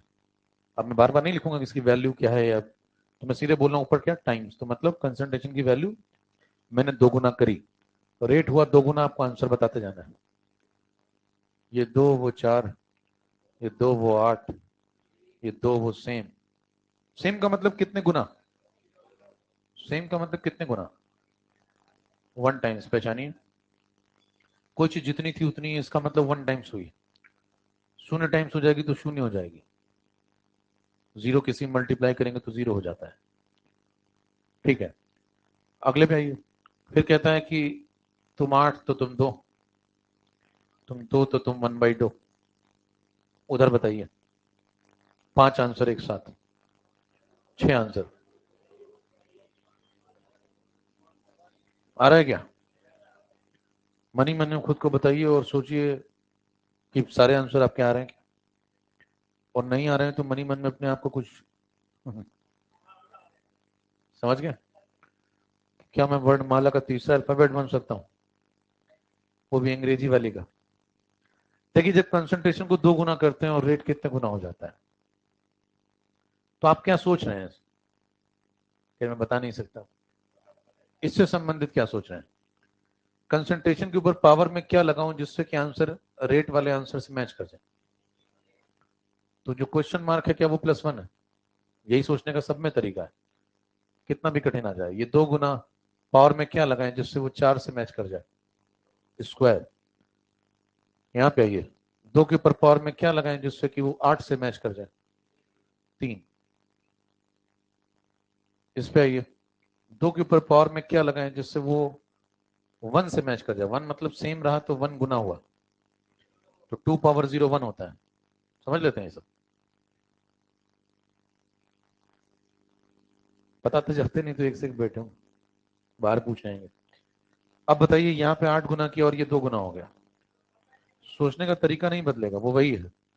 आपको सोचना है इसके ऊपर क्या लगाएं जिससे कि, अच्छा किसके ऊपर क्या लगाएं जिससे कि क्या हम ये सोच रहे हैं कि 8 के ऊपर क्या लगाएं जिससे कि 8 2 बन जाए? 8 कभी 2 नहीं बनता मेरे दोस्त, 8 8 ही है, यही नियम है। समझ रहे हैं, कौआ कभी कोयल नहीं बनता, यही नियत ही है। तो आपको समझना होगा, 8 को 2 नहीं बनाया जा रहा है, 8 को 2 बना भी नहीं सकते, संभव नहीं है। 8 तो हमेशा के लिए 8 है। आपको ये सोचना है कि जैसे मैं 8 लेता हूं तो 8 के ऊपर क्या लगाऊं जिससे कि ये जो पूरी डिजिट है 8 क्वेश्चन मार्क, वो 2 के बराबर हो जाए। 8 थोड़ी 2 बनेगा। तो कह रहे हैं क्वेश्चन मार्क की जगह मान लो मैंने सोचा x है, तो प्रश्न ये है कि 8 पावर x को 2 बनाना है। 8 को 2 नहीं बनाना, x को भी 2 नहीं बनाना, किसको 2 बनाना है? 8 पावर x को 2 बनाना है। सवाल समझ पा रहे हैं? तो बताइए, उल्टा सोचिए, अगर आपको सीधा नहीं समझ में आता, 2 क्यूब कितना होता है, ये तो समझ में आता है। अब आप दोनों तरफ क्यूब रूट ले लें, तो इधर 3/3 हो जाएगा, उधर 1/3 हो जाएगा, इधर 2 हो जाएगा, उधर 8 पावर 1/3 हो जाएगा।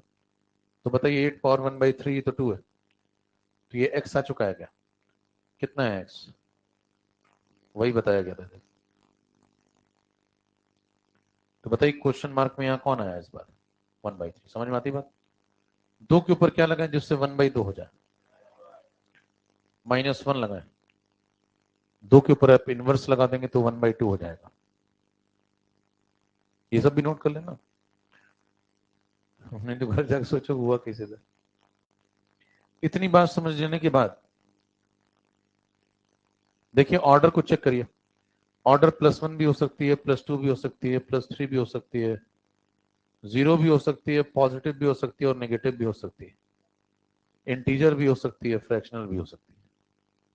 क्या इतने एग्जाम्पल से सारी बातें साफ है? सारी बातें साफ है तो उनको लिखते चलिए।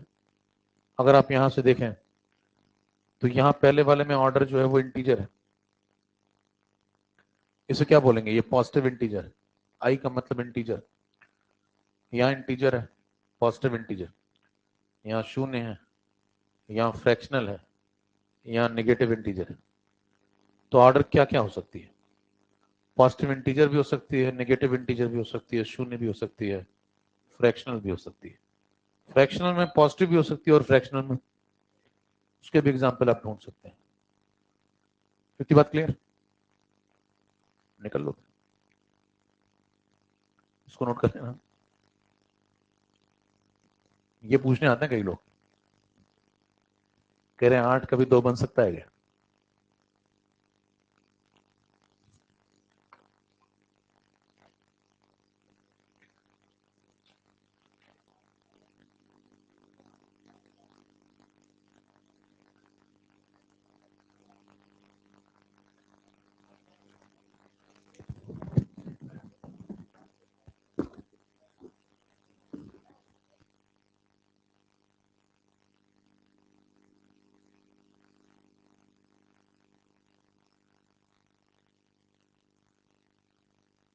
यदि कुछ पूछना हुआ करे तो क्लास के तुरंत बाद पूछ लिया करो, बाहर निकलते ही।